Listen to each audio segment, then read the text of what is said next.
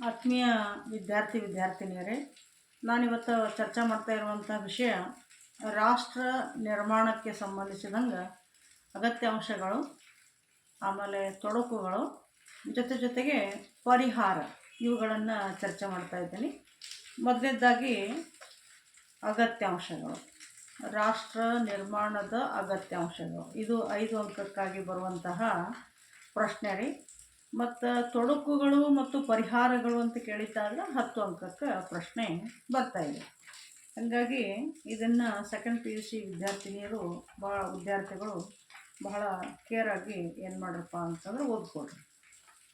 ಈಗ ಮೊದಲನೇದು ರಾಷ್ಟ್ರ ನಿರ್ಮಾಣಕ್ಕೆ ಅಗತ್ಯಾಂಶಗಳು ಅಂತ ಏನದಲ್ಲ, ಅದಕ್ಕೆ ಮೊದಲ ಒಂದು ಮಹತ್ವದ ಅಗತ್ಯಾಂಶ ಯಾವುದಪ್ಪ ಅಂತಂದ್ರೆ ಜನ ಬೆಂಬಲ. ಅಂದ್ರೆ ಒಂದು ರಾಷ್ಟ್ರ ಉತ್ತಮವಾಗಿ ನಿರ್ಮಾಣ ಆಗಬೇಕು ಅಂತಂದ್ರೆ ಜನ ಬೆಂಬಲ ಭಾಳ ಇಂಪಾರ್ಟೆಂಟ್ ಅದ. ಈಗ ಎಕ್ಸಾಂಪಲ್ ಕೊಡಬೇಕು ಅಂತಂದ್ರೆ ಸ್ವಾತಂತ್ರ್ಯಕ್ಕಿಂತ ಪೂರ್ವದೊಳಗೆ ಭಾರತ ಅನ್ನುವಂಥದ್ದು ಅಸ್ತಿತ್ವಕ್ಕೆ ಇದ್ದಿದ್ದಿಲ್ಲ. ಸ್ವಾತಂತ್ರ್ಯ ನಂತರ ಭಾರತ ಒಂದು ರಾಷ್ಟ್ರ ಮಾಡಬೇಕು ಅಂತಂದ್ರೂ ಭಾಳ ತೊಂದರೆ ಆಯಿತು. ಆವಾಗ ಮಹಾತ್ಮ ಗಾಂಧೀಜಿಯವರು ಸ್ವಾತಂತ್ರ್ಯಕ್ಕಿಂತ ಪೂರ್ವದೊಳಗೆ ಎಲ್ಲ ಜನರನ್ನು ಒಗ್ಗೂಡಿಸಿ ಉತ್ತಮವಾದಂಥ ರಾಷ್ಟ್ರ ನಿರ್ಮಾಣ ಮಾಡಬೇಕು ಅಂತ ಓಡಾಡಿದರು. ಅದೇ ರೀತಿಯಾಗಿ ಸರ್ದಾರ್ ವಲ್ಲಭಭಾಯಿ ಪಟೇಲ ಇನ್ನಿತರ ಎಲ್ಲ ರಾಜಕೀಯ ಮುಖಂಡರು ಏನು ಮಾಡಿದ್ರಪ್ಪ ಅಂತಂದ್ರೆ ರಾಷ್ಟ್ರ ನಿರ್ಮಾಣಕ್ಕಾಗಿ ಮುಂದಾಳತ್ವ ವಹಿಸ್ಕೊಂಡು ಏನು ಮಾಡಿದ್ರಪ್ಪ ಅಂತಂದ್ರೆ ಓಡಾಡಿದ್ರು. ಆ ಟೈಮ್ಗೆ ಅಕಸ್ಮಾತ್ ಜನನೇ ಬೆಂಬಲ ಕೊಟ್ಟಿದ್ದಿಲ್ಲ ಅಂತಂದ್ರೆ ಇವತ್ತೊಂದು ದೊಡ್ಡ ಪ್ರಮಾಣದೊಳಗೆ ಏನು ನಮ್ಮದು ರಾಷ್ಟ್ರ ನಿರ್ಮಾಣ ಆಗಿದೆ ನೋಡ್ರಿ, ಅದು ಆಗಲಿಕ್ಕೆ ಸಾಧ್ಯನೇ ಇಲ್ಲ. ಅದಕ್ಕೆ ಪ್ರತಿಯೊಬ್ಬ ಪ್ರಜೆ ದೇಶದ ಬೆನ್ನೆಲುಬಾಗಿ ದೇಶಕ್ಕಾಗಿ ನಾವೇನು ಮಾಡಬೇಕಾಗ್ತದಪ್ಪ ಅಂತಂದ್ರೆ ಬೆಂಬಲವನ್ನು ಕೊಡಬೇಕಾಗ್ತದೆ. ಬೆಂಬಲ ಕೊಟ್ಟಾಗ ಮಾತ್ರ ನಮಗೇನಾಗ್ತದೆ, ಉತ್ತಮ ರಾಷ್ಟ್ರ ನಿರ್ಮಾಣ ಆಗಲಿಕ್ಕೆ ಸಾಧ್ಯ ಆಗ್ತದೆ. ಇನ್ನು ಎರಡನೇದಾಗಿ ಉತ್ತಮ ಆಡಳಿತ ನಡೆಸುವಂಥವರು ಉತ್ತಮ ರೀತಿಯಲ್ಲಿ ಆಡಳಿತವನ್ನು ಮಾಡಿದ್ದೇ ಆದರೆ ಜಗತ್ತಿನೊಳಗೆ ತಮ್ಮದೇ ಆದಂಥ ರಾಷ್ಟ್ರ ಅತ್ಯುತ್ತಮ ರೀತಿಯಲ್ಲಿ ನಿರ್ಮಾಣ ಆಗಕ್ಕೆ ಸಾಧ್ಯ ಇದೆ. ಅಕಸ್ಮಾತ್ ಆಡಳಿತಗಾರನೇ ದಕ್ಷ ಇದ್ದಿದ್ದಿಲ್ಲ, ಪ್ರಾಮಾಣಿಕ ಇದ್ದಿದ್ದಿಲ್ಲ, ನಿಷ್ಠಾವಂತ ಇದ್ದಿದ್ದಿಲ್ಲ, ಅಥವಾ ಕೆಟ್ಟ ಚಟಗಳಿಂದ ಕೂಡಿದ್ದಪ್ಪ ಅಂದ್ರೆ ಇಲ್ಲೇ ಅವನದೇ ಆದಂತಹ ಈ ವಿಚಾರಗಳು ಸರಿ ಇದ್ದಿದ್ದಿಲ್ಲಪ್ಪ ಅಂತಂದ್ರೆ ಆಡಳಿತ ಮಾಡಲಿಕ್ಕೆ ಭಾಳ ತೊಂದರೆ ಆಗ್ತದೆ. ಅದಕ್ಕೆ ಆಡಳಿತಗಾರ ಯಾವಾಗಲೂ ಏನಪ್ಪ ಅಂತಂದ್ರೆ ಆದರ್ಶವಾಗಿರಬೇಕು, ಉತ್ತಮ ರೀತಿಯಲ್ಲಿ ಆಡಳಿತವನ್ನು ನಡೆಸ್ಕೊಂಡು ಹೋಗಬೇಕು. ಅಂದ್ರೆ ಮಾತ್ರ ಉತ್ತಮ ರಾಷ್ಟ್ರ ನಿರ್ಮಾಣ ಆಗಲಿಕ್ಕೆ ಸಾಧ್ಯ ಅದ. ಇನ್ನು ಬದ್ಧತೆಯಿಂದ ಕೂಡಿರುವ ನಾಯಕತ್ವ, ಲೀಡರ್ಶಿಪ್ ಅನ್ನೋದೈತೆ ನೋಡ್ರಿ, ಭಾಳ ಇಂಪಾರ್ಟೆಂಟ್ ಐತಿ. ಯಾಕಂತಂದ್ರೆ ಉತ್ತಮವಾಗಿ ಅಂದರೆ ಒಂದು ಒಳ್ಳೆಯ ದಾರಿಯೊಳಗೆ ಹೇಳ್ದಂಗೆ ಮಾಡೋದು ಇರುವಂಥ ನಾಯಕ ಇರಬೇಕು. ತಮ್ಮ ಬಾಯಿಂದ ಏನು ಹೇಳ್ತಾನೋ ಅದೆಲ್ಲ ಕೆಲಸ ಜನರಿಗಾಗಿ ದೇಶಕ್ಕಾಗಿ ಮಾಡುವಂಥ ವ್ಯಕ್ತಿ ಇರಬೇಕು. ಅಂದರೆ ತನ್ನ ಹಿಡಿತದೊಳಗೆ ತನ್ನದೇ ಆದಂತಹ ಕೊಟ್ಟಿರುವಂತಹ ವಿಚಾರಗಳನ್ನು ಜನರಿಗೆ ಮಾಡಿ ತೋರಿಸ್ಬೇಕಾಗ್ತದೆ. ಅದಕ್ಕೆ ಏನು ಹೇಳ್ತಾರಪ್ಪ ಅಂತಂದ್ರೆ ಬದ್ಧತೆಯಿಂದ ಕೂಡಿರುವ ನಾಯಕತ್ವ ಇರಬೇಕು ಅಂತ. ಅಂದರೆ ನಾಯಕನಾದಂಥವನು ಬದ್ಧತೆಯೊಳಗೆ ಇರಬೇಕು ಅಂತ ಇಲ್ಲಿ ಹೇಳ್ತಾ ಇದ್ದಾರೆ. ಅಂದರೆ ಮಾತ್ರ ಉತ್ತಮ ಒಂದು ರಾಷ್ಟ್ರ ನಿರ್ಮಾಣ ಆಗಲಿಕ್ಕೆ ಸಾಧ್ಯತೆ ಇಲ್ಲ ಅಂತಂದ್ರೆ ಆಗಲ್ಲ ಅಂತ. ಇನ್ನು ರಾಜಕೀಯ ಸಂಸ್ಕೃತಿ ಅಂದ್ರೆ ಇಲ್ಲೇ ಒಮ್ಮೆ ಒಬ್ಬ ವ್ಯಕ್ತಿ ಯಾವುದಾದ್ರೂ ಒಂದು ಪಕ್ಷದೊಳಗೆ ಹೊಕ್ಕಿದ್ದಾದ್ರೆ ಲೈಫ್ ಟೈಮ್ ಅದ ಪಕ್ಷಕ್ಕಾಗಿ ದುಡಿಬೇಕ್ರಿ, ಆಮೇಲೆ ಅದೇ ಪಕ್ಷಕ್ಕಾಗಿಯೇ ಸಾಯಬೇಕು. ಅದರರ್ಥ ಉತ್ತಮ ಆಚಾರ ವಿಚಾರಗಳನ್ನು ಇಟ್ಟುಕೊಂಡು ರಾಜಕೀಯ ಪಕ್ಷ ನಡೆಸ್ಕೊಂಡು ಹೋಗ್ಬೇಕಾಗಿದೆ. ಆದರೆ ಇವತ್ತು ಅದು ಕಾಣಿಸ್ತಾ ಇಲ್ಲ, ಅದು ಒಂದು ಸ್ವಲ್ಪ ಖೇದದ. ಆದರೆ ಒಂದು ಉತ್ತಮ ರಾಷ್ಟ್ರ ನಿರ್ಮಾಣ ಆಗಬೇಕು ಅಂತಂದ್ರೆ ರಾಜಕೀಯ ಸ್ಥಿತಿಗತಿಯೊಳಗೆ ನಾವು ನೋಡಿದ್ದಾದ್ರೆ ಸಂಸ್ಕೃತಿ ಅಂದರೆ ಒಂದು ಸಾರಿ ಒಂದು ಪಕ್ಷಕ್ಕೆ ಇದ್ರಪ್ಪ ಅಂತಂದ್ರೆ ಅವರು ಲೈಫ್ ಟೈಮ್ ಅದಕ್ಕಾಗಿ ಮೀಸಲಾಗಿ ಇಟ್ಟಿದ್ದಾದ್ರೆ, ಅವ್ರದ್ದೇ ಆದಂಥ ಉತ್ತಮ ಆಚಾರ ವಿಚಾರಗಳನ್ನು ಹೊಂದಿದ್ದಾದ್ರೆ ಮಾತ್ರ ಏನಾಗ್ತದಪ್ಪ ಅಂತಂದ್ರೆ ಇಲ್ಲೇ ಉತ್ತಮ ರಾಷ್ಟ್ರ ನಿರ್ಮಾಣ ಆಗಲಿಕ್ಕೆ ಆಗ್ತದೆ. ಇನ್ನು ಅದೇ ರೀತಿಯಾಗಿ ಅಧಿಕಾರದ ಹಂಚಿಕೆ, ಇದು ಗಾಂಧೀಜಿಯವ್ರ ಕನಸು ಆಗೈತೆ ರೀ. ಯಾಕಂತಂದ್ರೆ ಅವ್ರದ್ದು ಏನಪ್ಪ ಅಂತಂದ್ರೆ ರಾಮರಾಜ್ಯ ಮಾಡಬೇಕು ಅಂತಿತ್ತು ರೀ ನಮ್ಮದು ರಾಷ್ಟ್ರ. ಈ ಉತ್ತಮ ರಾಷ್ಟ್ರ ನಿರ್ಮಾಣ ಆಗಬೇಕು ಅಂತಂದ್ರೆ ಪ್ರತಿಯೊಬ್ಬ ಪ್ರಜೆಗೂ ಅಧಿಕಾರದ ಒಂದು ಮಹತ್ವ ಗೊತ್ತಾಗಬೇಕು. ಅಂದ್ರೆ ಅವರಿಗೆ ಅಧಿಕಾರ ಕೊಟ್ರೂ ಅದ್ರ ಮಹತ್ವ ಗೊತ್ತಾಗ್ತದೆ ರೀ, ಇಲ್ಲಾಂತಂದ್ರೆ ಗೊತ್ತಾಗಲ್ಲ. ಈಗ ನೋಡ್ರಿ, ನಾವು ಗ್ರಾಮ ಪಂಚಾಯತಿ, ತಾಲೂಕು ಪಂಚಾಯತಿ, ಜಿಲ್ಲಾ ಪಂಚಾಯತಿ, ಈ ಲೋಕಲ್ ಸೆಲ್ಫ್ ಗೌರ್ಮೆಂಟ್ ಅಂತ ಹೇಳ್ತೀವಿ. ಹಂಗೆ ನಾವು ಕೊಟ್ಟಿದ್ದಾದ್ರೆ ಈ ರಾಷ್ಟ್ರಕ್ಕೆ ಸಂಬಂಧಿಸಿದಂಗೆ ಉತ್ತಮವಾಗಿ ನಿರ್ಮಾಣ ಆಗ್ಲಿಕ್ಕೆ ಆಗ್ತದೆ. ಅಂದ್ರೆ ಕೇಂದ್ರ ಸರ್ಕಾರ, ರಾಜ್ಯ ಸರ್ಕಾರ ಆಡಳಿತ ಅಂತೂ ಮಾಡ್ತಾನೇ ಇದೆ, ಅದು ಉತ್ತಮ ರೀತಿಯಲ್ಲಿ ಮಾಡ್ತಾನೇ ಇದೆ, ಇಲ್ಲ ಅಂತಲ್ಲ. ಆದರೆ ಇಲ್ಲೇ ನಾವು ಪ್ರತಿಯೊಬ್ಬ ಪ್ರಜೆಗೂ ಅಧಿಕಾರದ ಬಗ್ಗೆ ಜ್ಞಾನ ಬರಬೇಕು ಅಂತಂದ್ರೆ ಮತ್ತು ಉತ್ತಮವಾಗಿ ಆಡಳಿತ ನಡೆಸ್ಕೊಂಡು ಹೋಗಬೇಕು ಅಂತಂದ್ರೆ ಅಲ್ಲೇ ಅಧಿಕಾರದ ಹಂಚಿಕೆ ಆಗಲಿಕ್ಕೇ ಬೇಕ್ರಿ. ಅಂದಾಗ ಮಾತ್ರ ಏನಾಗ್ತದಪ್ಪ ಅಂತ ಉತ್ತಮ ರಾಷ್ಟ್ರ ನಿರ್ಮಾಣ ಆಗಲಿಕ್ಕೆ ಸಾಧ್ಯ ಆಗ್ತದೆ. ಇನ್ನು ಸಾರ್ವತ್ರಿಕ ಶಿಕ್ಷಣ, ಪ್ರತಿಯೊಬ್ಬ ಪೌರರಿಗೂ ಶಿಕ್ಷಣ ಬೇಕೇ ಬೇಕ್ರಿ. ಶಿಕ್ಷಣದಿಂದ ಜ್ಞಾನ ಬೆಳೀತದೆ ರೀ, ಪ್ರಗತಿ ಆಗಲಿಕ್ಕೆ ಸಾಧ್ಯದ. ಅದಕ್ಕಾಗಿ ದೇಶದ ಪ್ರತಿಯೊಬ್ಬ ಪ್ರಜೆ ಸುಶಿಕ್ಷಿತ ಶಿಕ್ಷಣವಂತ ಅಭ್ಯರ್ಥಿಯಾಗಿದ್ದ ಆದ್ರೆ, ಪ್ರಜೆ ಆಗಿದ್ದಾದ್ರೆ ಮಾತ್ರ ಉತ್ತಮ ರಾಷ್ಟ್ರ ನಿರ್ಮಾಣ ಆಗ್ಲಿಕ್ಕೆ ಆಗ್ತದೆ. ಈಗ ಅಕಸ್ಮಾತ್ ಕಲ್ತಿಲ್ಲ ಅಂಥ ವ್ಯಕ್ತಿನ ನಾವು ಪ್ರಧಾನಿ ಮಾಡಿದೀವಪ್ಪ ಅಂತಂದ್ರೆ ಹೊರದೇಶಕ್ಕೆ ಹೋದಾಗ ಮಾತಾಡೋಕ್ಕೆ ಸಹಿತ ಬರಲಾರ್ದಂಗೆ ಆಗ್ಬಿಡ್ತದೆ. ಆವಾಗ ಬೇರೆಯವ್ರಿಗೆ ಏನಾಗ್ತದಪ್ಪ ಅಂತಂದ್ರೆ ಅದು ಬೆನಿಫಿಟ್ ತೊಗೊಳಿಕ್ಕೆ ಆಗ್ತದೆ, ಲಾಭ ತೊಗೊಳ್ತಾರೆ ಅದನ್ನು. ಆಮೇಲೆ ಅತಿ ಉತ್ತಮ ರೀತಿಯಲ್ಲಿ ಶಿಕ್ಷಣವನ್ನು ಪಡೆದಿದ್ದ ಅಂತಂದ್ರೆ ಅಲ್ಲಿ ಯೋಜನೆಗಳನ್ನು ಹಾಕ್ಲಿಕ್ಕೆ ಅವಕಾಶ ಆಗ್ತದೆ. ಅದೇ ರೀತಿಯಾಗಿ ಪ್ರಜೆಗಳು ಸಹಿತ ಆಡಳಿತ ಮಾಡುವಂಥವು ಒಳ್ಳೆಯದಾನೋ ಕೆಟ್ಟವದಾನೋ, ಒಳ್ಳೆ ರೀತಿಯಿಂದ ಆಡಳಿತ ಮಾಡ್ತಾ ಇದ್ದಾರೋ ಇಲ್ವೋ, ಇದು ಜನಪರ ಸರ್ಕಾರದನೋ ಇಲ್ವೋ ಎಲ್ಲ ತಿಳ್ಕೊಳ್ಬೇಕಾಗ್ತದೆ. ಮತ್ತು ಯಾರಿಗೆ ವೋಟ್ ಹಾಕಬೇಕಾಗ್ಯದ, ಎಂಥವ್ರಿಗೆ ನಾವು ಆರಿಸ್ತರಬೇಕು, ಇದೆಲ್ಲ ಗೊತ್ತಾಗಬೇಕು ಅಂತಂದ್ರೆ ಶಿಕ್ಷಣ ಪಡೆದಿರ್ಬೇಕು. ಇಲ್ಲಂತಂದ್ರೆ ಉತ್ತಮ ರಾಷ್ಟ್ರ ನಿರ್ಮಾಣ ಮಾಡಲಿಕ್ಕೆ ಆಗಲ್ಲ. ಈಗ ಅರಿಸ್ಟಾಟ್ಲ್ ಹೇಳ್ತಾರೆ ಏನಪ್ಪ ಅಂತಂದ್ರೆ ಉತ್ತಮ ಗುಣಮಟ್ಟದ ಪ್ರಜೆ ಒಂದು ರಾಷ್ಟ್ರ ನಿರ್ಮಾಣಕ್ಕೆ ಅಗತ್ಯದ ಅಂತ. ಅದು ಅಲ್ಲಿ ಇರುವಂಥ ಬಿಲ್ಡಿಂಗ್ ಆಗಲಿ ಅಥವಾ ಮತ್ತಿನ್ನೇನಾಗಲಿ ನೋಡಿ ನಾವು ಉತ್ತಮ ರಾಷ್ಟ್ರ ಅನ್ನೋಕ್ಕೆ ಬರಲ್ಲ. ಅದಕ್ಕೆ ಉತ್ತಮ ಪ್ರಜೆ ಆಗಬೇಕು ಅಂತಂದರೆ ಶಿಕ್ಷಣವನ್ನು ಪಡೆದಿರಲೇಬೇಕು. ಶಿಕ್ಷಣ ಪಡೆದಂಥ ಪ್ರಜೆ ಏನು ಮಾಡ್ತಾನಪ್ಪ ಅಂತ ಉತ್ತಮ ರಾಷ್ಟ್ರ ನಿರ್ಮಾಣ ಮಾಡ್ತಾನ ಅಂತ. ಇನ್ನು ರಾಷ್ಟ್ರೀಯ ಗುಣ ಬೆಳೆಸಬೇಕು, ಅದು ಭಾಳ ಅವಶ್ಯಕತೆ ಅದ. ಯಾಕಪ್ಪ ಅಂತಂದ್ರೆ ದೇಶದ ಬಗ್ಗೆ ಭಕ್ತಿ, ಗೌರವ, ದೇಶಪ್ರೇಮ ಇವೆಲ್ಲ ದೇಶಕ್ಕಾಗಿ ತನ್ನನ್ನು ತಾನು ಸಮರ್ಪಿಸಿಕೊಳ್ಳುವಂಥ ಒಂದು ಮನೋಭಾವನೆ ಪ್ರತಿಯೊಬ್ಬ ಪ್ರಜೆಯಲ್ಲಿ ಇರಬೇಕು. ಅಂದಾಗ ನಾವು ರಾಷ್ಟ್ರ ನಿರ್ಮಾಣ ಮಾಡಲಿಕ್ಕೆ ಆಗ್ತದೆ, ಇಲ್ಲ ಅಂತಂದ್ರೆ ಆಗಲ್ಲ. ಇನ್ನು ಸಮೂಹ ಮಾಧ್ಯಮ ರೀ, ಸಮೂಹ ಮಾಧ್ಯಮದೊಳಗೆ ನಮಗೆ ಟಿ ವಿ ಬರ್ತದೆ ರೀ, ರೇಡಿಯೋ, ನ್ಯೂಸ್ ಚಾನಲ್ಗಳು, ಇನ್ನು ಅದೇ ರೀತಿಯಾಗಿ ಈ ಸಿನಿಮಾಗಳು, ಈವನ್ ಮೊಬೈಲ್ ಮೊದಲಾಗಿ ನಮಗೆ ಯಾವುದ್ರೊಳಗೆ ಬರ್ತದಪ್ಪ ಅಂತಂದ್ರೆ ಸಮೂಹ ಮಾಧ್ಯಮಗಳು. ಈಗ ಟಿ ವಿ ಒಳಗೆ ಪ್ರಸಾರ ಮಾಡುವಂಥವು ಎಲ್ಲ ವೈಜ್ಞಾನಿಕವಾಗಿ, ರಾಜಕೀಯವಾಗಿ, ಸಾಮಾಜಿಕವಾಗಿ ಇಂಥವೆಲ್ಲ ಮೇಲಿಂದ ಮೇಲೆ ನಾವು ತೋರಿಸಿದ್ದಾದ್ರೆ ಜನರ ಮೇಲೆ ಪ್ರಭಾವ ಬೀರ್ತದೆ ರೀ. ಆಮೇಲೆ ರಾಷ್ಟ್ರವನ್ನು ನಡೆಸುವಂಥ ವ್ಯಕ್ತಿ ಮೇಲೆ ಪ್ರಭಾವ ಬೀರ್ತದೆ. ಅಂದಾಗ ಏನಾಗ್ತದಪ್ಪ ಅಂತಂದ್ರೆ ಉತ್ತಮ ಗುಣಮಟ್ಟದ ಆಡಳಿತವನ್ನು ಮಾಡಲಿಕ್ಕಾಗ್ತದೆ.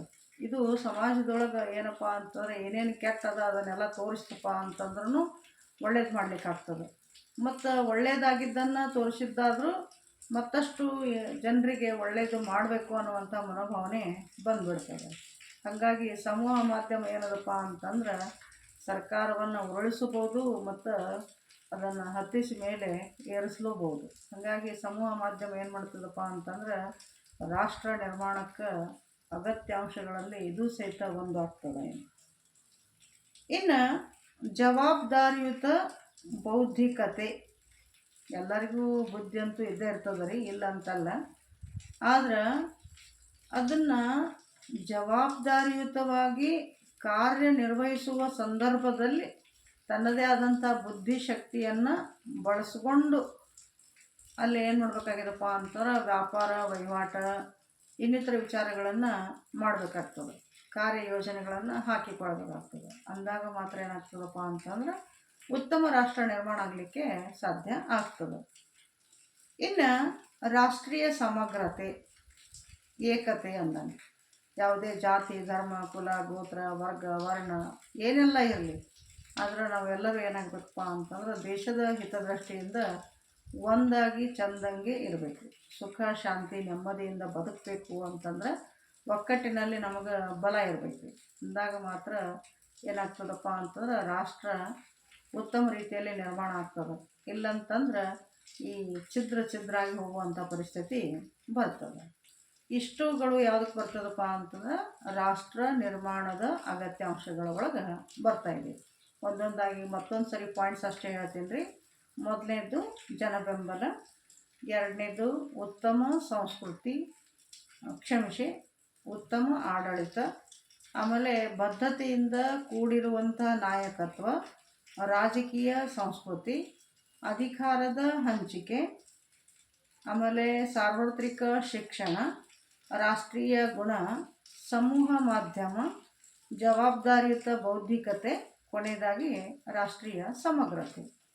ಇನ್ನು ನಾ ಏನು ಮಾಡ್ತೀನಪ್ಪ ಅಂತಂದ್ರೆ ರಾಷ್ಟ್ರ ನಿರ್ಮಾಣ ಆಗಲಿಕ್ಕೆ ತೊಡಕುಗಳು ಯಾವುವು ಅನ್ನುವಂಥದ್ರ ಕುರಿತು ನಾನೇನು ಮಾಡ್ತೀನಪ್ಪ ಅಂತಂದ್ರೆ ಚರ್ಚೆ ಮಾಡ್ತೀನಿ. ಮೇನ್ ಇಂಪಾರ್ಟೆಂಟ್ ಪಾಯಿಂಟ್ ಅಂದ್ರೆ ಬಡತನನ ರೀ. ಯಾಕಂತಂದ್ರೆ ಒಂದು ಉತ್ತಮ ರಾಷ್ಟ್ರವನ್ನು ಹಾಳು ಮಾಡೋದು ಯಾವುದಪ್ಪ ಅಂತಂದ್ರೆ ಬಡತನನೇ. ಬಡತನ ಇತ್ತಂತಂದ್ರೆ ತಲೆ ಯಾರ್ದು ಏನೂ ಒಡಂಗಿಲ್ಲ ರೀ, ಏನೂ ಸಿಗಂಗಿಲ್ಲ ರೀ ಅವ್ರಿಗೆ. ಹಾಗಾಗಿರೋದ್ರಿಂದ ಅವ್ರು ಏನು ಮಾಡ್ತಾರಪ್ಪ ಅಂತಂದ್ರೆ ತಪ್ಪು ದಾರಿಗೆ ಹೋಗ್ತಾರೆ. ಮೋಸ ಮಾಡೋದು, ವಂಚನೆ ಮಾಡೋದು, ಕೊಲೆ ಮಾಡೋದು, ಅಪರಾಧಗಳನ್ನು ಮಾಡೋದು, ಭಯೋತ್ಪಾದನೆ ಮಾಡೋದು, ಇಂಥದ್ದೆಲ್ಲ ಮಾಡೋಕ್ಕೆ ಶುರು ಮಾಡಿದ್ರಪ್ಪ ಅಂತಂದ್ರೆ ಅಲ್ಲೇನಾಗ್ತದೆ, ರಾಷ್ಟ್ರ ಉತ್ತಮ ರೀತಿಯಲ್ಲಿ ನಿರ್ಮಾಣ ಆಗಲ್ಲ. ಇದು ಒಂದನೇದು. ಎರಡನೇದು ಟ್ಯಾಕ್ಸ್ ತುಂಬುದು ಬಹಳ ಇಂಪಾರ್ಟೆಂಟ್ ಅದ. ಪ್ರತಿಯೊಬ್ಬ ಪ್ರಜೆ ಟ್ಯಾಕ್ಸ್ ತುಂಬುವಷ್ಟು ಫೈನಾನ್ಷಿಯಲಿ ಫಿಟ್ ಇದ್ದಪ್ಪ ಅಂತಂದ್ರೆ ಆರ್ಥಿಕವಾಗಿ ಅಭಿವೃದ್ಧಿ ಹೊಂದಲಿಕ್ಕೆ ಆಗ್ತದೆ. ಮತ್ತು ಅದೇ ಬಡತನ ಇತ್ತಪ್ಪ ಅಂತಂದ್ರೆ ರಾಷ್ಟ್ರ ಉತ್ತಮ ರೀತಿಯಲ್ಲಿ ಆರ್ಥಿಕವಾಗಿ ಮುಂದುವರಲಿಕ್ಕೆ ಸಾಧ್ಯನೇ ಇಲ್ಲ. ಹಾಗಾಗಿರೋದ್ರಿಂದ ಇದು ಏನಾಗ್ತದಪ್ಪ ಅಂತಂದ್ರೆ ಇದು ರಾಷ್ಟ್ರ ನಿರ್ಮಾಣಕ್ಕೆ ತೊಡಕಾಗ್ತದೆ. ಇನ್ನು ಎರಡನೇದು ಜನಸಂಖ್ಯಾ ಸ್ಫೋಟ. ಒಂದು ದಿನ ನಾವು ಬಹುಶಃ ಚೈನಾ ಹಿಂದೆ ಹಾಕ್ತೀವಿ. ಯಾಕಪ್ಪ ಅಂತಂದ್ರೆ ಜನಸಂಖ್ಯೆ 130 ಕೋಟಿ ಮೇಲೆ ಅದ ರೀ. ಹಾಗಾಗಿರೋದ್ರಿಂದ ಈ ಜನಸಂಖ್ಯಾ ಸ್ಫೋಟದಿಂದ ಸಾಕಷ್ಟು ಡಿಮೆರಿಟ್ ಇದಾವೆ, ದುಷ್ಪರಿಣಾಮಗಳಿದಾವೆ. ಅಲ್ಲೇ ಬಡತನ, ನಿರುದ್ಯೋಗ, ಹಸಿವು, ದಾರಿದ್ರ್ಯ ಎಲ್ಲವುಗಳಿಂದ ಕೂಡ್ತದೆ. ಹಾಗಾಗಿ ಅತಿ ಜನಸಂಖ್ಯೆ ಇತ್ತಪ್ಪ ಅಂತಂದ್ರೆ ದೇಶದೊಳಗೆ ಯಾವುದೇ ಸಂಪನ್ಮೂಲ ಅಲ್ಲಿ ಸಾಲಂಗಿಲ್ಲ ರೀ. ಹಾಗಾಗಿರೋದ್ರಿಂದ ಇದು ಸಹಿತ ಏನಾಗ್ತದಪ್ಪ ಅಂತಂದ್ರೆ ತೊಡಕುಂಟು ಮಾಡ್ತದೆ. ಇನ್ನು ಪ್ರಾದೇಶಿಕ ಅಸಮತೋಲನ ಅನ್ನುವಂಥದ್ದು ಇಲ್ಲಿ ಹೇಳ್ತಾ ಇದ್ದೀನಿ. 3ನೇ ಪಾಯಿಂಟ್. ದೇಶದೊಳಗೆ 28 ರಾಜ್ಯಗಳಿದಾವೆ ನಮ್ಮಲ್ಲಿಗ. ಒಂದು ಕಂಡ್ರೆ ಇನ್ನೊಂದು ಆಗಂಗಿಲ್ಲ ಅನ್ನಂಗೆ. ಹಂಗಾಗಬಾರ್ದು. ಯಾಕಪ್ಪ ಅಂತಂದ್ರೆ ನಾವು ಎಲ್ಲ ರಾಜ್ಯದವರು ಒಂದೇ, ದೇಶದ ಪ್ರಜೆಗಳು ಅನ್ನುವ ಭಾವನೆ ಇರಬೇಕು. ಆ ರಾಜ್ಯದವರು ಈ ರಾಜ್ಯದವರು ಅನ್ನೋ ಭಾವನೆ ನಮ್ಮಲ್ಲಿ ಇರಬಾರ್ದು. ಹಾಗಾಗಿರೋದ್ರಿಂದ ನಾವೇನು ಮಾಡಬೇಕಪ್ಪ ಅಂತಂದ್ರೆ ದೇಶದೊಳಗೆ ಸಮತೋಲನವನ್ನು ಕಾಯ್ಕೊಂಡು ಹೋಗ್ಬೇಕು. ಅದು ಕಾಯಕ್ಕಾಗ್ತಾ ಇಲ್ಲ ಅನ್ನೋ ಕಾರಣಕ್ಕಾಗಿ ಅಲ್ಲೇನಾಗ್ತದಪ್ಪ ಅಂತಂದ್ರೆ ರಾಷ್ಟ್ರ ನಿರ್ಮಾಣಕ್ಕೆ ತೊಡಕು ಉಂಟಾಗ್ತಾ ಇದೆ. ಇನ್ನು ಸಾಮಾಜಿಕ ಮತ್ತು ರಾಜಕೀಯ ಕ್ಷೋಭೆ ಅಂತ ಹೇಳ್ತಾರೆ. ಸಮಾಜದಲ್ಲಿ ಆಗಲಿ ಅಥವಾ ರಾಜಕೀಯ ಕ್ಷೇತ್ರಗಳಲ್ಲಾಗಲಿ ಹಲವಾರು ವಿಚಾರಗಳಿಗೆ ಸಂಬಂಧಿಸಿದಂಗೆ ಅಲ್ಲಿ ಹೊಂದಾಣಿಕೆನೇ ಇಲ್ರಿ. ಈಗ ಸಮಾಜದೊಳಗೆ ಜಾತಿ ಧರ್ಮ ಕುಲ ಗೋತ್ರ ವರ್ಗ ವರ್ಣ ಆಧಾರಿತವಾಗಿ ಯಾವಾಗ ನೋಡ್ತೀರಿ ಅವಾಗ ಜಗಳ ಮತ್ತು ಅಶಾಂತಿ ಅಸಮಾಧಾನ ಹಿಂಗಿತ್ತಪ್ಪ ಅಂತಂದ್ರೆ ಹೆಂಗೆ ಉತ್ತಮ ರಾಷ್ಟ್ರ ನಿರ್ಮಾಣ ಆಗ್ಲಿಕ್ಕೆ ಸಾಧ್ಯದ ಹೇಳ್ರಿ. ಇನ್ನು ಅದೇ ರೀತಿ ಒಳಗೆ ರಾಜಕೀಯ ಕ್ಷೇತ್ರಕ್ಕೆ ಸಂಬಂಧಿಸಿದಂಗೆ ನೋಡಿದ್ದಾದರೂ ಅಲ್ಲಿಯೂ ಸಹಿತ ಹೊಂದಾಣಿಕೆ ಇಲ್ಲರಿ. ಒಬ್ರನ್ನ ಕಂಡ್ರೆ ಇನ್ನೊಬ್ರಿಗೆ ಆಗಲ್ಲ. ಒಂದು ಕುರ್ಚಿ ಉಳಿಸ್ಕೊಳ್ಳಿಕ್ಕೆ ಅಂತ ಏನೆಲ್ಲ ಮಾಡಲಿಕ್ಕೆ ಆಗ್ತಾಯಿದೆ. ಅದೇ ರೀತಿಯಾಗಿ ಒಬ್ಬರನ್ನ ಕುರ್ಚಿಯಿಂದ ಇಳಿಸ್ಬೇಕು ಅಂತಂದರೂ ಕೆಲವೊಂದಿಷ್ಟು ಅನ್ಯ ಮಾರ್ಗಗಳನ್ನು ಹಿಡಿತಾ ಇದ್ದಾರೆ. ಅದಾಗಬಾರ್ದು. ಅದಾಗಿತ್ತಪ್ಪ ಅಂತಂದ್ರೆ ಅಲ್ಲೇ ಉತ್ತಮ ರಾಷ್ಟ್ರ ನಿರ್ಮಾಣ ಆಗಲಿಕ್ಕೆ ಆಗಲ್ಲ. ಅಂದರೆ ಯಾವುದೇ ಅಧಿಕಾರಕ್ಕಾಗಲಿ ಆಮಿಷಕ್ಕಾಗಲಿ ಒಡ್ಡಬಾರ್ದು. ಅಂಥದ್ದು ಆಗ್ತಾ ಇದೆ ಅನ್ನೋ ಕಾರಣಕ್ಕೆ ಏನಾಗ್ತದಪ್ಪ ಅಂತಂದ್ರೆ ಉತ್ತಮ ರಾಷ್ಟ್ರ ನಿರ್ಮಾಣ ಆಗಲಿಕ್ಕೆ ಆಗಲ್ಲ. ಇದು ಒಂದು ತೊಡಕು ಆಗ್ತದೆ ಅಂತ. ಇನ್ನು ರಾಜಕೀಯ ಬಿಕ್ಕಟ್ಟು. ಈ ರಾಜಕೀಯ ಬಿಕ್ಕಟ್ಟು ಅಂತಂದ ತಕ್ಷಣ ನಾವು ಪಕ್ಷಕ್ಕೆ ಸಂಬಂಧಿಸಿದಂಗೆ ಮಾತನಾಡಬೇಕಾಗ್ತದೆ. ರಾಜಕೀಯ ಪಕ್ಷಗಳು ತಮ್ಮಲ್ಲಿ ಅವರದೇ ಆದಂಥ ಆಚಾರ ವಿಚಾರಗಳು, ಧ್ಯೇಯಗಳು, ಗುರಿಗಳು ಏನಾಗಿದಾವಪ್ಪ ಅಂತಂದ್ರೆ ವಿಭಿನ್ನ ಆಗಿದಾವೆ. ಹಾಗಾಗಿ ಅವರಲ್ಲಿ ಒಕ್ಕಟ್ಟು ಉಳಿತಾ ಇಲ್ಲ. ಆವಾಗ ಆ ಪಕ್ಷದಿಂದ ಹೊರಗೆ ಬೀಳುವಂಥ ಒಂದು ಚಾನ್ಸಸ್ ಭಾಳ ಇರ್ತದೆ. ಅದಕ್ಕೆ ರಾಜಕೀಯ ಬಿಕ್ಕಟ್ಟುಗಳು ಆಗ್ತಾಯಿದ್ದಾರೆ. ರಾಜಕೀಯ ಒಳಗೆ ಬಿಕ್ಕಟ್ಟು ಬಂತಪ್ಪ ಅಂತಂದ್ರೆ ರಾಷ್ಟ್ರ ನಿರ್ಮಾಣ ಆಗೋಕ್ಕೆ ಸಾಧ್ಯನೇ ಇಲ್ಲ. ಹಾಗಾಗಿರೋದ್ರಿಂದ ಇದು ಸಹಿತ ತೊಡಕಾಗ್ತದೆ. ಇಷ್ಟುಗಳು ಯಾವುದಕ್ಕೆ ಬರ್ತದಪ್ಪ ಅಂತಂದ್ರೆ ರಾಜಕೀಯ ಇಲ್ಲೇ ತೊಡಕುಗಳು ಅಂತ ಬಂತ್ರಿ. ಅಂದ್ರೆ ರಾಷ್ಟ್ರ ನಿರ್ಮಾಣಕ್ಕೆ ತೊಡಕುಗಳು ಬಂತು. ಈಗ ಇದನ್ನು ಇನ್ನೊಂದು ಸಾರಿ ನಾನು ಏನು ಮಾಡ್ತೀನಪ್ಪ ಅಂತಂದ್ರೆ ಪಾಯಿಂಟ್ಸ್ ಹೇಳ್ತಾ ಹೋಗ್ತೀನಿ.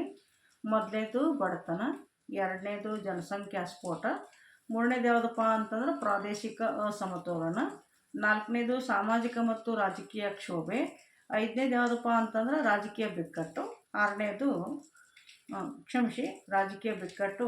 5 ಪಾಯಿಂಟ್ಸ್ಗಳು ಇಲ್ಲಿದ್ದಾವೆ. ಇನ್ನು ನೆಕ್ಸ್ಟ್ ನಾನು ಏನು ಮಾಡ್ತೀನಪ್ಪ ಅಂತಂದ್ರೆ ಪರಿಹಾರ. ಒಂದು ಈ ತೊಡಕುಗಳು ಏನದಾವ ನೋಡ್ರಿ, ಇದನ್ನು ಪರಿಹಾರ ಹೆಂಗೆ ಮಾಡೋದು ಅನ್ನುವಂಥದ್ರ ಕುರಿತು ಸಹಿತ ನಾನು ಏನು ಮಾಡ್ತೀನಪ್ಪ ಅಂತಂದ್ರೆ ಚರ್ಚೆ ಮಾಡ್ತಾಯಿದ್ದೀನಿ. ಮೊದಲನೇದಾಗಿ ರಾಜಕೀಯ ಸ್ಥಿರತೆ. ಅಂದರೆ ಒಂದು ಸಾರಿ ಆರಿಸಿದ್ರಪ್ಪ ಅಂತಂದ್ರೆ 5 ವರ್ಷದ ತನಕ ನಮ್ಮ ದೇಶದೊಳಗಂತೂ ಅದು ಇರಲೇಬೇಕು. 5 ವರ್ಷದ ತನಕ ಆಳ್ವಿಕೆ ಮಾಡಲಿಕ್ಕೆ ಆಗಲಿಲ್ಲಪ್ಪ ಅಂತಂದ್ರೆ ಅತಂತ್ರ ಆಗಿಬಿಡ್ತದೆ ಪರಿಸ್ಥಿತಿ. ಅದಕ್ಕೆ ಸಾಧ್ಯ ಆದಷ್ಟು ಯಾವುದಾದ್ರೂ ಒಂದು ಪಕ್ಷಕ್ಕೆ ಬಹುಮತ ನಾವು ನೀಡಿದ್ದಾದ್ರೆ ಅಲ್ಲೇನಾಗ್ತದಪ್ಪ ಅಂತಂದ್ರೆ ರಾಜಕೀಯ ಸ್ಥಿರತೆ ಉಂಟಾಗ್ತದೆ.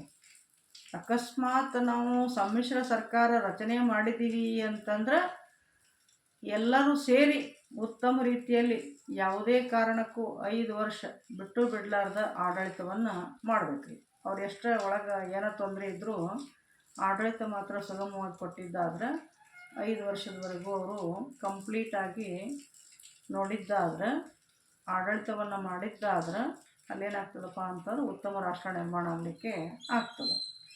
ಇನ್ನು ಎರಡನೇದು ಆದ್ಯತೆಗಳ ಆಯ್ಕೆ. ಮೊದಲೇದು ನಾವು ರಾಜಕೀಯ ಕ್ಷೇತ್ರಕ್ಕೆ ಸಂಬಂಧಿಸಿದಂಗೆ ರಾಷ್ಟ್ರದ ನಾಯಕರುಗಳು ಪ್ರಜೆಗಳ ಹಿತಾಸಕ್ತಿಗೆ ಹೆಚ್ಚು ಆದ್ಯತೆ ಕೊಡಬೇಕು. ತನ್ನ ಹಿತಾಸಕ್ತಿಯನ್ನು ನೋಡ್ಕೋಬಾರ್ದು.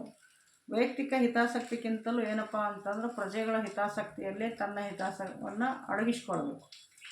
ಅಂದಾಗ ಮಾತ್ರ ಏನಾಗ್ತದಪ್ಪ ಅಂತಂದ್ರೆ ಉತ್ತಮ ರಾಷ್ಟ್ರ ನಿರ್ಮಾಣ ಆಗಲಿಕ್ಕೆ ಸಾಧ್ಯ ಇದೆ. ಹಾಗಾಗಿ ಸಾಮಾಜಿಕವಾಗಿ, ರಾಜಕೀಯವಾಗಿ, ಆರ್ಥಿಕವಾಗಿ, ಸಾಂಸ್ಕೃತಿಕವಾಗಿ ಇನ್ನಿತರ ಯಾವುದೇ ಚಟುವಟಿಕೆಗಳಿಗೆ ಸಂಬಂಧಿಸಿದಂಗೆ ಪ್ರಜೆಗಳಿಗೆ ಅತಿ ಹೆಚ್ಚಿನ ಒಂದು ಮಹತ್ವವನ್ನು ಇಲ್ಲಿ ಕೊಟ್ಟಿದ್ದಾದ್ರೆ ಉತ್ತಮ ರಾಷ್ಟ್ರ ನಿರ್ಮಾಣ ಆಗ್ತದೆ. ಇನ್ನು ಕಾರ್ಯಕ್ರಮಗಳ ಒಂದು ಅನುಷ್ಠಾನ. ಈಗ ನೋಡ್ರಿ, ಚುನಾವಣೆ ಬಂತು ಅಂತಂದ್ರೆ ಎಲ್ಲ ರಾಜಕೀಯ ಪಕ್ಷಗಳು ಅವರದೇ ಆದಂತಹ ವಿಚಾರಗಳನ್ನು ಅಲ್ಲಿ ವ್ಯಕ್ತಪಡಿಸ್ತಾರೆ. ಕಾರ್ಯಕ್ರಮಗಳನ್ನು ಅದು ಮಾಡ್ತೀನಿ ಇದು ಮಾಡ್ತೀನಿ ಅಂತ ಹೇಳ್ತಾರೆ. ಅದು ಕರೆಕ್ಟಾಗಿ 5 ವರ್ಷದವರೆಗೂ ಎಲ್ಲವುಗಳನ್ನು ಅನುಷ್ಠಾನಕ್ಕೆ ತಂದ್ರಪ್ಪ ಅಂತಂದ್ರೆ ಅದು ಉತ್ತಮ ರಾಷ್ಟ್ರ ಆಗಿ ನಿರ್ಮಾಣ ಆಗಲಿಕ್ಕೆ ಸಾಧ್ಯ ಆಗ್ತದೆ. ಮತ್ತು ಅಕಸ್ಮಾತ್ ತರಲಿಲ್ಲಪ್ಪ ಅಂತಂದ್ರೆ ನೆಕ್ಸ್ಟ್ ಚುನಾವಣೆಯಲ್ಲಿ ಜನ ಏನು ಮಾಡ್ತಾರಪ್ಪ ಅಂತಂದ್ರೆ ಆಯ್ಕೆ ಮಾಡಲ್ಲ. ಹಾಗಾಗಿರೋದ್ರಿಂದ ಈ ಉತ್ತಮ ರಾಷ್ಟ್ರ ನಿರ್ಮಾಣ ಮಾಡಬೇಕು ಅಂತಂದ್ರೆ ಅವ್ರು ಹಾಕಿರುವಂಥ ಎಲ್ಲ ಯೋಜನೆಗಳನ್ನು, ಕಾರ್ಯಕ್ರಮಗಳನ್ನು ಅನುಷ್ಠಾನಕ್ಕೆ ತರಲೇಬೇಕು. ಇನ್ನು ಏನಪ್ಪ ಅಂತಂದ್ರೆ ಮಿಶ್ರ ಆರ್ಥಿಕತೆ ಅಳವಡಿಸಿಕೊಂಡಿದ್ದಾದ್ರೆ ಉತ್ತಮ ರಾಷ್ಟ್ರ ನಿರ್ಮಾಣ ಆಗ್ತದೆ. ಈಗ ನಾವೇನು ಮಾಡ್ತಾ ಇದ್ದೀವಪ್ಪ ಅಂತಂದ್ರೆ ವ್ಯವಸಾಯ ಮಾಡ್ತಾಯಿದ್ರೆ ವ್ಯವಸಾಯನ ಮಾಡೋದ್ರಿ, ಬಿಸ್ನೆಸ್ ಮಾಡಿದರೆ ಬಿಸ್ನೆಸ್ಸ ಮಾಡೋದು, ಇಲ್ಲ ನೌಕರಿ ಮಾಡಿದ್ರೆ ನೌಕರಿನ ಮಾಡ್ಕೊಂಡು ಹೋಗ್ತೀವಿ. ಅಂದ್ರೆ ಒಬ್ಬರು ಒಂದು ಉದ್ಯೋಗ ಹಿಡ್ಕೊಂಡ್ರಪ್ಪ ಅಂತಂದ್ರೆ ಅದನ್ನೇ ಮಾಡ್ತೀವಿ. ಬೇರೆ ಬೇರೆ ಉದ್ಯೋಗಗಳನ್ನು ಒಬ್ಬನೇ ವ್ಯಕ್ತಿ ಮಾಡಿದ್ದಾದ್ರೆ ಅಂದ್ರೆ ಇಲ್ಲಿ ಪ್ರತಿಯೊಬ್ಬ ವ್ಯಕ್ತಿ ಬೇರೆ ಬೇರೆ ರೀತಿಯಾದಂತಹ ಉದ್ಯೋಗನೂ ಮಾಡಬೇಕು, ವ್ಯವಸಾಯನೂ ಮಾಡಬೇಕು, ಅದೇ ರೀತಿ ಒಳಗೆ ಇಲ್ಲಿ ಇನ್ನಿತರ ಬಿಸ್ನೆಸ್ಗಳನ್ನು ಹಾಕ್ಕೊಳ್ಬೇಕು. ಹಂಗೆ ಪ್ರತಿಯೊಬ್ಬರು ಮನೆಯೊಳಗಿದ್ದಂಥವ್ರು ಎಲ್ಲರೂ ಕೆಲಸಗಳನ್ನು ಮಾಡಿದ್ದಾದ್ರೆ ಯಾವ ಕಾರಣಕ್ಕೂ ಮನೇನೂ ಬಡತನದೊಳಗೆ ಬರೋಂಗಿಲ್ಲ ಮತ್ತು ದೇಶನೂ ಸಮೃದ್ಧವಾಗಿ ಇರ್ತದೆ. ಹಾಗಾಗಿ ನಾವೇನು ಮಾಡಬೇಕಪ್ಪ ಅಂತಂದ್ರೆ ಮಿಶ್ರ ಆರ್ಥಿಕ ನೀತಿಯನ್ನು ಅಳವಡಿಸ್ಕೊಳ್ಬೇಕು. ಅಂದಾಗ ಏನಾಗ್ತದಪ್ಪ ಅಂತಂದ್ರೆ ಉತ್ತಮ ರಾಷ್ಟ್ರ ನಿರ್ಮಾಣ ಆಗಲಿಕ್ಕೆ ಸಾಧ್ಯ ಆಗ್ತದೆ. ಇನ್ನು ರಾಜ್ಯ ನಿರ್ದೇಶನಾತ್ಮಕ ತತ್ವಕ್ಕೆ ಸಂಬಂಧಿಸಿದಂಗೆ ನಾವು ಅವುಗಳನ್ನೆಲ್ಲ ಜಾರಿಗೆ ತರಬೇಕು. ಯಾಕಪ್ಪ ಅಂತಂದ್ರೆ ಅವುಗಳ ಒಳಗೆ ಸ್ವತಂತ್ರ ಹೋರಾಟಗಾರ ಇರ್ಬೋದು, ರಾಷ್ಟ್ರದ ನಾಯಕರು ಇರ್ಬೋದು, ಅತಿ ಮಹತ್ವದ ವಿಚಾರಗಳನ್ನು ಅಲ್ಲಿ ಕೊಟ್ಟಿದ್ದಾರೆ. ಅವುಗಳನ್ನು ಅಲ್ಲಿ ಅಳವಡಿಸಲಾಗಿದೆ. ಅವುಗಳನ್ನು ತಂದಿದ್ದಾದ್ರೆ ಜಾರಿಗೆ ಉತ್ತಮ ರಾಷ್ಟ್ರ ನಿರ್ಮಾಣ ಆಗಲಿಕ್ಕೆ ಸಾಧ್ಯ ಆಗ್ತದೆ.